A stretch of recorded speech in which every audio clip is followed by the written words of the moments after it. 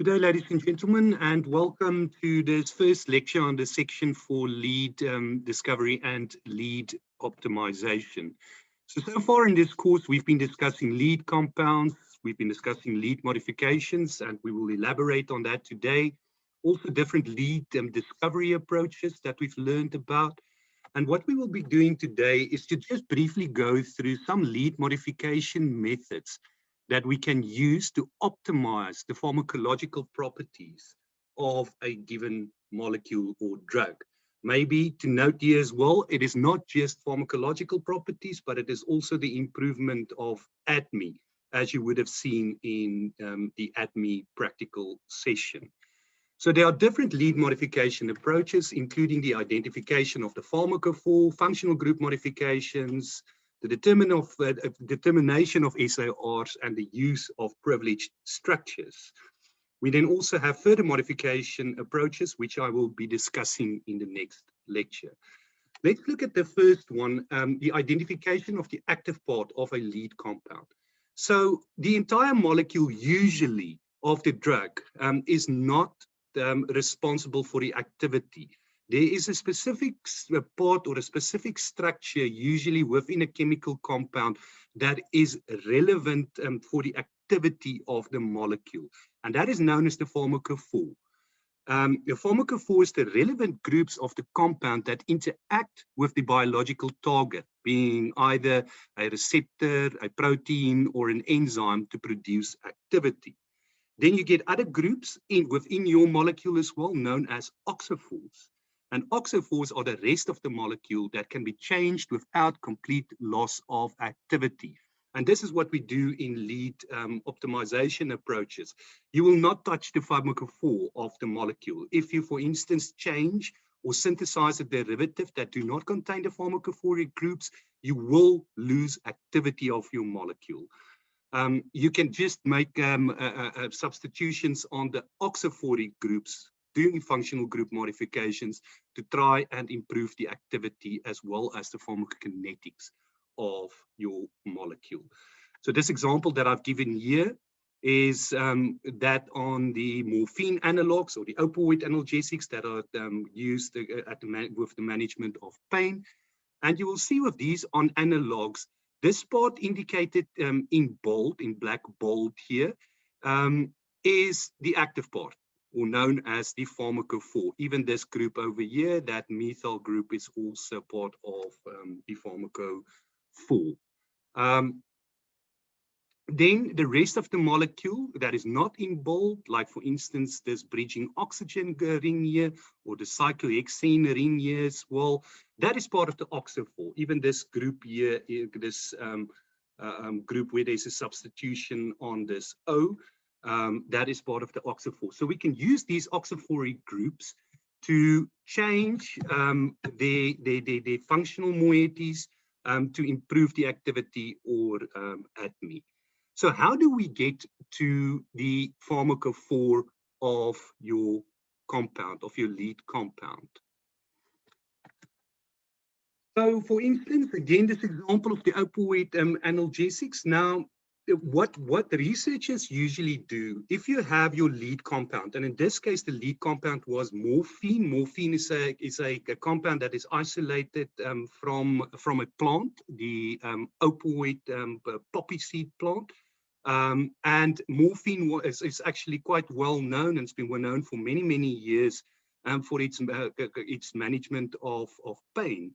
So this morphine analog was then discovered, and the researchers then tried to explore the properties of these morphine analogs by making thousands and thousands of derivatives of these morphine analogs.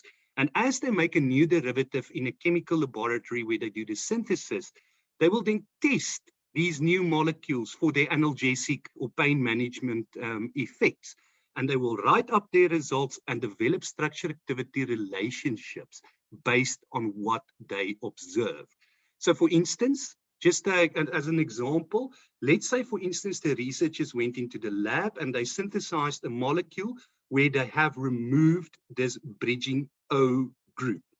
And you can see here what has happened to the morphine lead compound, which I've shown here as 2.21. By removing that bridging O group, you get a derivative that is about 3 to 4 times more potent than morphine. And a potential reason for why this molecule is more potent than morphine is because you have additional flexibility that allows the molecule to bind more effectively to its receptors. So you can see here, if that bridging O group is removed here, this structure is much less rigid. It can rotate a little bit more, and it becomes more flexible. So in that way, then it became more, it was a better binding, or it bound better to the opioid receptor.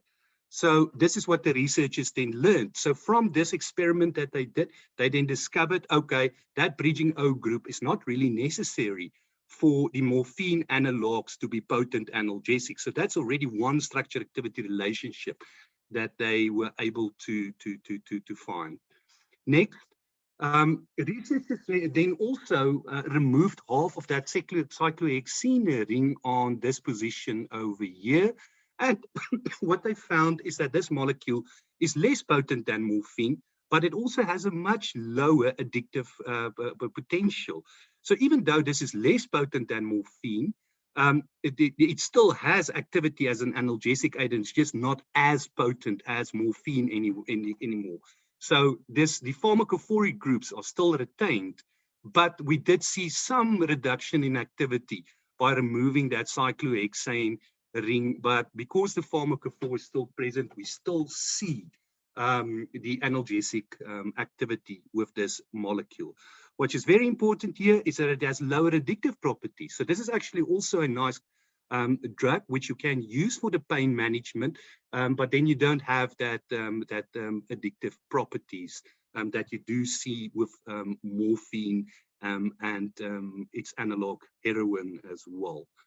So next, the researchers then also simplified this molecule even further by removing the methylene of the cyclohexene ring. For instance, here they've removed that part, and they have removed the bridging O and everything. You can see it's a very simplified molecule.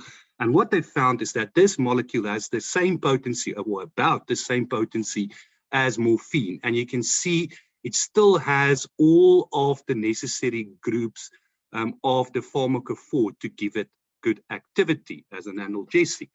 So my question to you now is, which one of these two molecules do you think will be the easiest to go and make or synthesize in the lab when you compare this molecule to the morphine analog?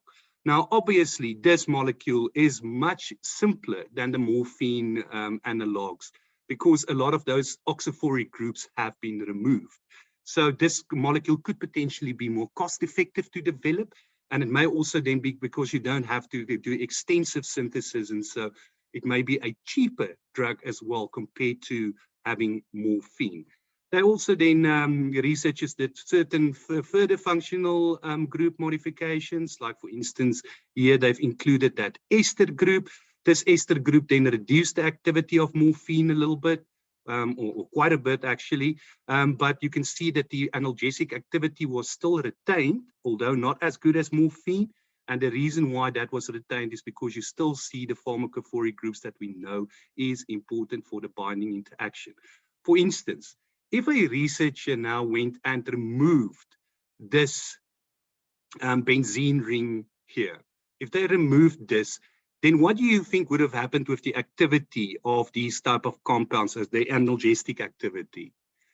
Yes, the activity would be then completely lost, because we'd see that this functional group, the benzene group, is necessary for activity because it's part of the pharmacophore, so you can't touch that. So somebody probably went into the lab and synthesized a molecule without this benzene group. And what they then found is that you have a complete loss of analgesic activity, and then they could write this up as a definite functional group that is a pharmacophore, part of the pharmacophore, and necessary for the activity of the molecule.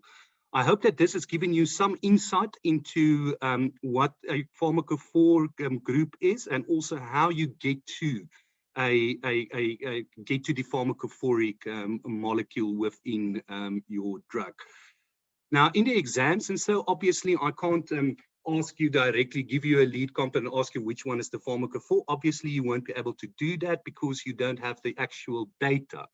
But what I can do in the exam, I can give you a series of, let's say, for instance, 6 different molecules that have a similar structure. Let's say so there's slight differences. They have similar structures, but slight differences in their structures. I can give you the biological activity that we observe for each of those molecules.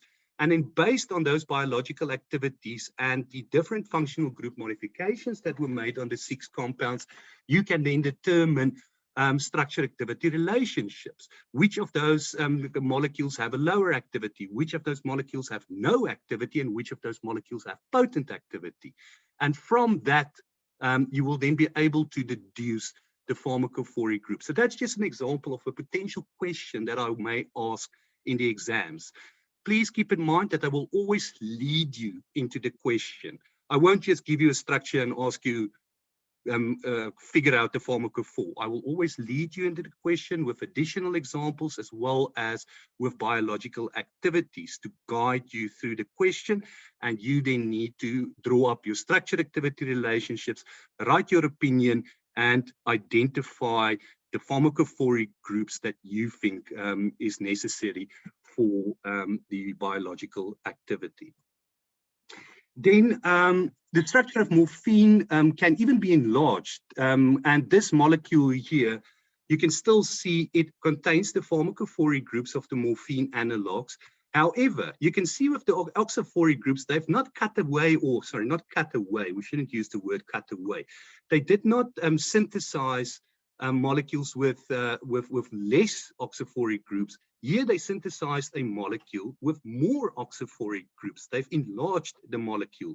So they've learned about the opioid receptor, what its protein structure looks like, what its active site looks like, and then they build this molecule through chemical synthesis to add all of these functional groups so that it can bind optimally to the opioid receptor. And this molecule is 3,200 times more potent than morphine, which is absolutely unbelievable. And probably 1 milligram of this stuff would kill a human being. So what is this molecule currently used for? It is currently used for as a tranquilizer for large mammals, such as rhinos and elephants. They use it as a tranquilizer because of its very, very potent effects. So even here you can see that you can use the oxyphoric groups by just not removing them, but building on those oxyphoric groups, looking at your protein structure, identifying certain functional groups that would increase the activity of your molecule.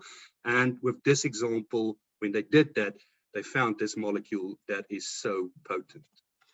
Then the next lead modification method is functional group modification. This can also then be referred to as single point modification. You would have seen in some of the online lectures that I've provided. It was discussed, the single point modification. You can find it under the lead discovery and lead optimization tab on our eCanvas site, and you will see the single group modifications. So with single group modifications, they usually just change one functional group. In this case, they had 2 agents, carbuthamide and tolbuthamide. Carbuthamide is a drug that has antibacterial activity, but it also has anti-diabetic effects. So it may be a problem that if you use this drug, for instance, as an antibacterial, that you will see hypoglycemia as a side effect, which is not wanted. So what these researchers then did, they changed that amine functional group to a methyl. And what they found with this replacement gives tolbuthamide, which is an anti-diabetic drug with absolutely no antibacterial activity. So this is a good finding, because with this now, you will probably have less side effects, and this drug is more selective for its specific therapeutic action. So if we think about it, why do you think we see a difference compared to the amine group and that methyl group? You may think that that is such an insignificant change, You still see the same number of heavy atoms. The nitrogen is one heavy atom, the carbon is one heavy atom. These two functional groups share a similar size. But why do we see differences or such significant differences in activity? Well, one of the reasons may be that this amine group is known to form what is known as hydrogen bonds with its biological target. So in all probability, this amine group has the ability to bind to an antibacterial target through hydrogen bond interactions, as well as an anti-diabetic target through hydrogen bond interactions with this amine group. When the researchers then substituted it with the methyl, a methyl group is not known to form any hydrogen bond interactions. It's impossible for a methyl group to form hydrogen bond interactions. So those hydrogen bond interactions were completely lost. So in this case, with tolbutamide, we have the anti-diabetic drug. So from the structure-activity relationships, what we can learn here, that for anti-diabetic activity, we don't need a functional moiety that forms hydrogen bond interactions with its biological target. So from this example, an obvious relationship exists between molecular structure and its activity. Then determination of the structure-activity relationships. Well, when you want to determine structure-activity relationships, you need to do it with structurally specific drugs, which are most drugs. So these are drugs that act at specific sites, specific receptors, or specific enzymes, and the activity or potency is acceptable to small changes in the structure. Like, for instance, this previous example that I have given you. And then you also get structurally non-specific drugs, so they have no specific site of action. They have similar activities with varied structures, and some of them are, like, for instance, the gaseous anesthetics, like your halothane, enflurane, your sedatives or sedative hypnotics, such as, for instance, your benzodiazepines and your barbiturates, as well as certain antiseptics. So structurally non-specific drugs can also be referred to as multifunctional agents because they can interact with numerous different targets at the same time. And because they interact with so many targets at the same time, it is very difficult to draw structure-activity relationships for structurally non-specific drugs. So structure-activity relationships can, in general, and this is just in general, only be determined by structurally specific compounds. Sometimes, if you do enough research on structurally non-specific drugs, you may also be able to draw up some structure-activity relationships. Just an example of structure-activity relationships, let's look at these sulfur drugs. So for these sulfur drugs, you will see this functional group where you have this amine group and this sulfonamide on this side. For the sulfur drugs, you will see this for numerous drugs that is on the market and so. So this is a lead compound where you can then have a molecule that could potentially have antimicrobial, diuretic, or anti-diabetic effects. So they've synthesized thousands and thousands and thousands of analogues of these sulfur drugs. And from clinical trials and the various analogues, they then determined that if you have this functional group, the sulfur drug, in your chemical structure, then you may see any of these three different activities, depending on what type of oxyphoric substitutions you do. So when I show you this sulfur drug here, this is basically the pharmacophore. So where can you do substitutions or potentially do substitutions on this? Well, one example is maybe on the benzene ring itself. We can determine then what is the effect if you have further substitutions on the benzene ring. Maybe you can substitute the amine for a methyl, but I can tell you now that that amine is a pharmacophore. So if you do substitute that, you will have a drop in activity. Also in this R position here, I've indicated this R position here because that is an oxyphoric group that they've determined. So here they can do certain functional group modifications to either make it more antimicrobial, a diuretic, or an anti-diabetic drug. Let's look at some of the structure-activity relationship of the sulfonamide antibacterial drugs. So again, take note that thousands of molecules were synthesized to get to these structure-activity relationships. So it's a long and tedious process. So when you look at the chemical structure of the sulfonamide, you will see that it consists of an amine group. I also call it an anilinoamine, as well as your sulfonyl amine. And then you have two substitutions, R1 and R2. For sulfonamide, it is substituted with hydrogens. So the following structure-activity relationships became apparent from this structure, the study where the thousands of molecules were synthesized. So the amino and sulfonyl groups must be in the para position with respect to each other. So the para position is where, if you have the amine group as your primary group, that group directly opposite to it on this benzene structure is known as a para substitution. So the para substitution is the sulfonyl functional moiety. Also, you get other substitutions, like for instance, the ortho, the metha, and the para position. So it is ortho, metha, and para. So that is just some chemical terminology that they use for benzene-like structures to explain the functional group addition. So this anilo and sulfonamide groups need to be in the para position with one another. If you, for instance, now change the sulfonyl group to the methyl position or to the ortho position, you will see a significant drop in activity, or you may completely abolish the antibacterial activity of the sulfonamides. So the para position is the preferred position where the anilo and sulfonamide groups need to be. Then the amine group can be unsubstituted, or it may have a substituent which is removed in vivo.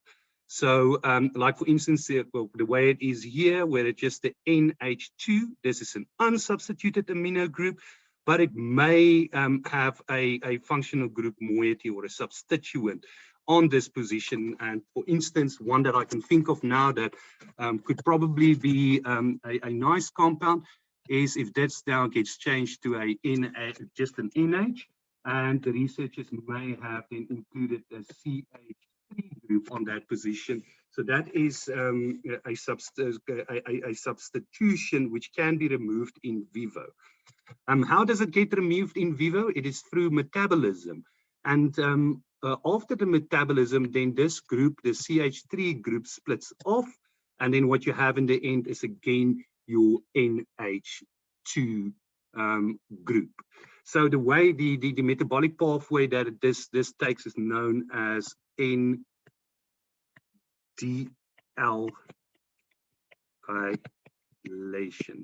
N-dealkylation. So alkyl group, a methyl group is a alkyl group. This amine, that's what this N stands for. So it's amine dealkylation metabolic process that then removes this methyl group that is a substituent on that amine group. So the reason why researchers may want to do this is maybe to protect this amine group from first pass metabolism, because amine groups are known to react with certain enzymes and sugars in the body, which could then lead to it being excreted quite quickly, which will lead to a reduction in its half-life, which is sometimes not wanted.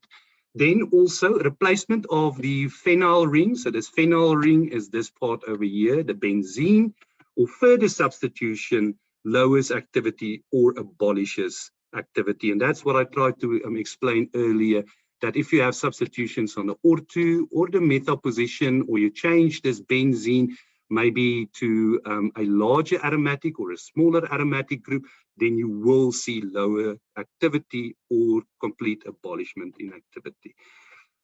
Then also monosubstitution of the sulfonyl amine yields improved potency. So what they mean by monosubstitution is that only one of these two R groups get substituted by, it could be with methyls, it could be with a longer chain aliphatics.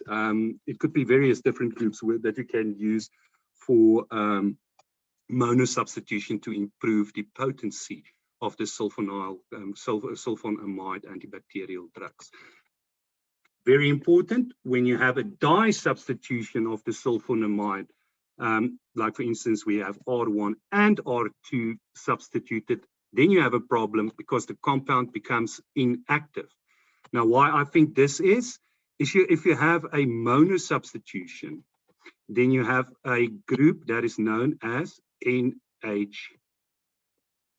And then it's an NH, and then it is substituted, let's say, for instance, with a CH3, and you already have that hydrogen in there, which is the second substitution.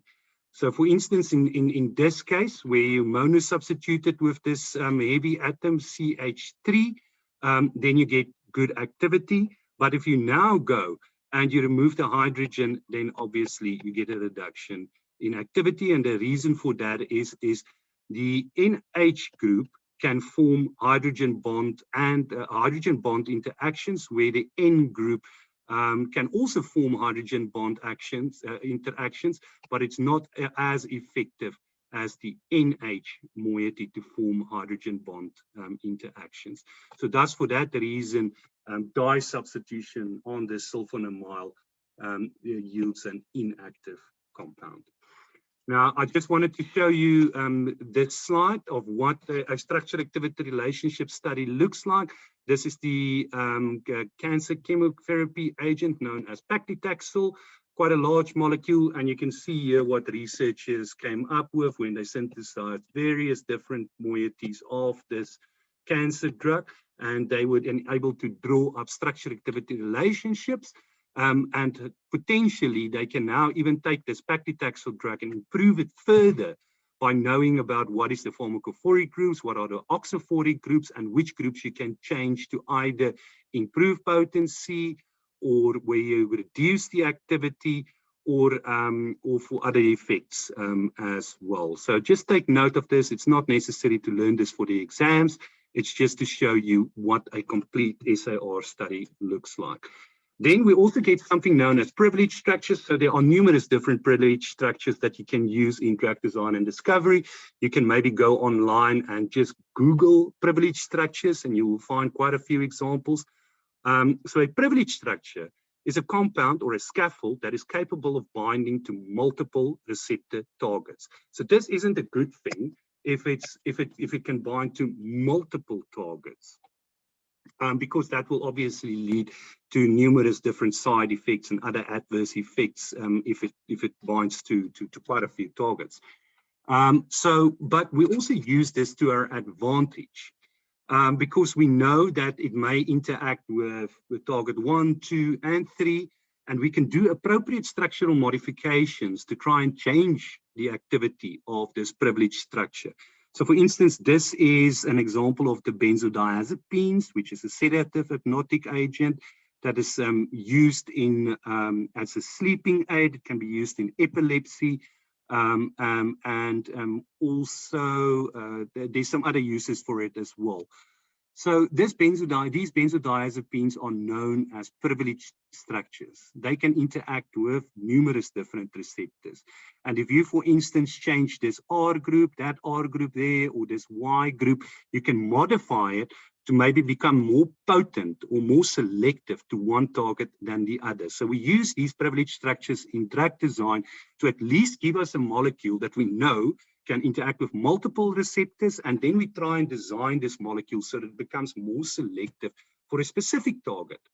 So, for instance, like the benzodiazepines, if they want to be sedative hypnotic agents, sleeping aids, then it needs to interact with the GABA receptor in the central nervous system. So doing certain functional group modifications, researchers were able to make it much more selective for GABA. So in next term, with the medicinal chemistry, we will come back to the benzodiazepines because we have an entire section on the sedative hypnotics where I will show you some more examples and give you some more information on how to use the benzodiazepines as a privileged structure. So please make note of this, and then when we get to the sedative hypnotics, please add your notes to this slide as well. Then the next one is the modification of the structure to increase potency and therapeutic index. And this is something that we will be discussing in our next lecture. I thank you for your time. I hope you enjoyed the lecture, and good luck. Goodbye.